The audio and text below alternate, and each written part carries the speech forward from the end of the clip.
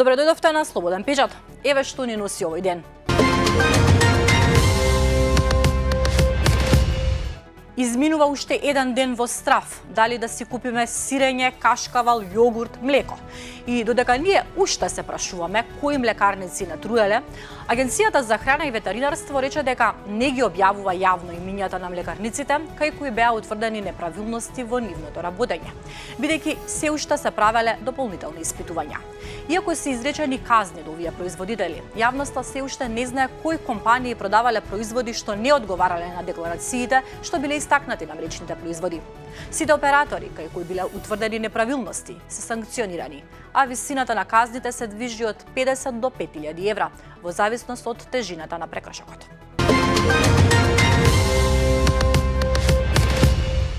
Ниту финансиската полиција, ниту обвинителството за гонење на организиран криминал и корупција не потврдуваат дека поранешниот директор на Царинската управа и поранешниот градоначалник на Скопски Карпош од СДСМ, Стефан Богоев, е приведен и нема информации дека се бараат некакви мерки за обезбедување за него. Опозицијскиот СДСМ обвинува дека апсењето е монтиран случај, токму во денот кога премиерот Христијан Мицкоски добил критики од претседателот на Европскиот совет Антонио Кошта.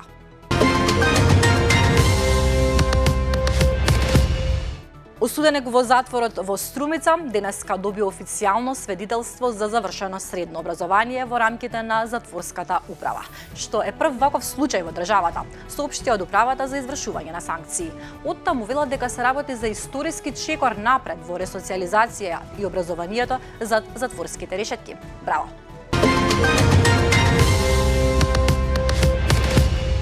Усвојувањето на договорените уставни измени останува единствен начин за формално почнување на пристапните преговори.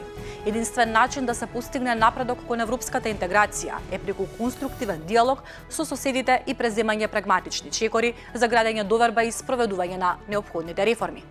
Ова е пораката на претседателот на Европскиот совет Антонио Кошта до премиерот Христијан Мицкоски, што вчера лично му ја испорача на средбата во Скопје. Од јасно, појасно. Кога Мицкоски и ВМРО ДПМН ќе сватат дека политика не се тера со инат, туку со дипломатија, прашува Ана Анастасовска во новиот Слободен удар, кој ќе го читате на нашиот сајт.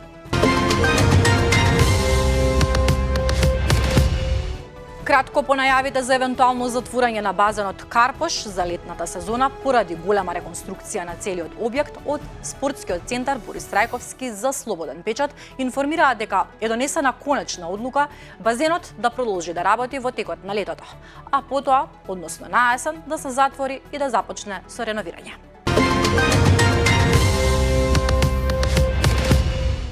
Остануваме уште малку во Карпош, но за еден сериозен проблем. Карпушани веќе подолг период немаат мир од глутниците кучиња низ населбите на оваа општина. Граѓаните со страв се движат по улица затоа што кучињата се агресивни, напаѓаат, а апелите до институциите досега не дадоа никаков резултат. Се огласија од Лајка со информација до граѓаните дека интензивно постапуваат во изминатиот период, но кучињата се групирале во поголем број и биле плашливи. Сето ова, како што објаснуваат оттаму, придонесувало за потешкоти во заловувањето. А ќе се забавуваат ли конечно скопјани во долго најавуваниот Луна парк? Или одново ќе останат со прст во уста?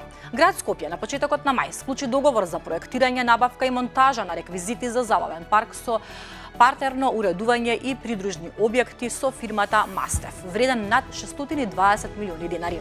На терен и понатаму стои шутот од урнатините. Ништо не е расчистено, ниту пак е започната изградбата на долгоочекуваниот забавен простор, особено од најмладите скопјани. Од градот објаснуваат дека во тек е проектирање кое се одвива во соработка со професори и стручни лица. Скопскиот Луна парк е под будното око на колешката Анета Стојковска.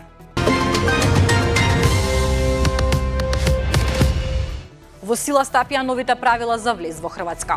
При влез во Европската унија од трети земји, патниците и превозниците треба да внимаваат на новите правила што од 1 јуни оваа година целосно се применуваат во Хрватска. За патниците кои доаѓаат од трети земји, меѓу кои Босна и Херцеговина, Србија, Црна Гора и Косово, не е дозволен внес на месо, млеко и производи од месо и млеко.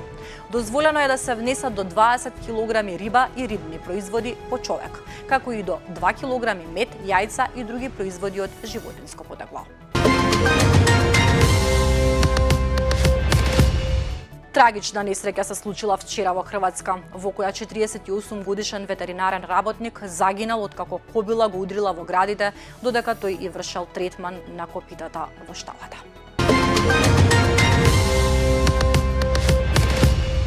Во голем пожар во зграда во Нью Делхи загинаа најмалку 21 човек, а има и повредени. Според информациите се работи за претежно станбена област, популарна кај студенти и млади. Многу од жртвите биле странски државјани од јужноазиските земји кои патувале во Индија. Зградата наводно работела како хотел со појадок, кој им служел на пациентите и роднините на оние кои се лекуваат во блиската приватна болница. Телевизиските снимки покажаа како зградата гори, чад се издига високо во воздухот. Забележани се 2 лица како скокаат од повисоките катови на зградата. Вистинска драма се случувала вчера во германскиот град Дортмунд, кога српски државјанин пукал и ранил полицаец, пошто се затворил во својот стан со своите 3 ќерки, кои ги држал како заложници.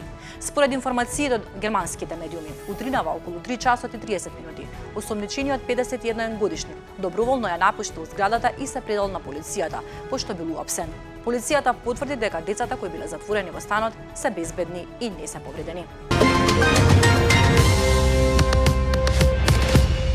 Украински дронови денеска го нападнаа најголемиот руски нафтен терминал во Санкт Петербург, пошто следеа пожар и силни експлозии. Жителите на градот објавија фотографии и видеоснимки на кои се гледаат оган и чад, откако градот бил погоден од украинските беспилотни летала во раните утрински часови.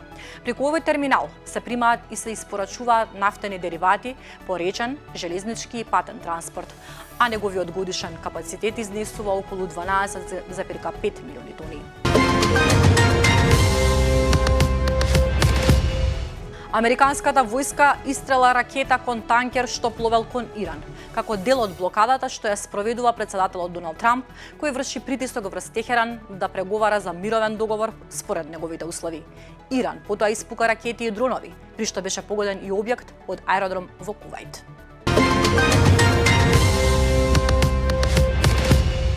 Во меѓувреме се огласи еден грчки тајкун кој вели дека е подготвен да плати за румунскиот теснец. Според него, подобро е да се дадат $200,000 отколку да се имаат овие проблеми.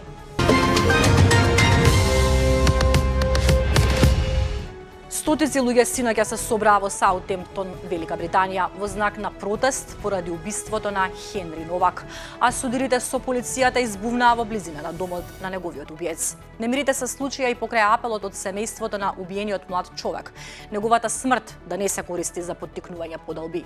Демонстрантите извикуваа слогани како расистичка полиција, тргнете се од нашите улици и срам да ви е. Во Скопје на 6 јуни ќе се одржи марш на исклучените, преку кој ќе се упатат барања и пораки за поголема пристапност, еднакви можности и активно учество на лицата со попреченост во општеството.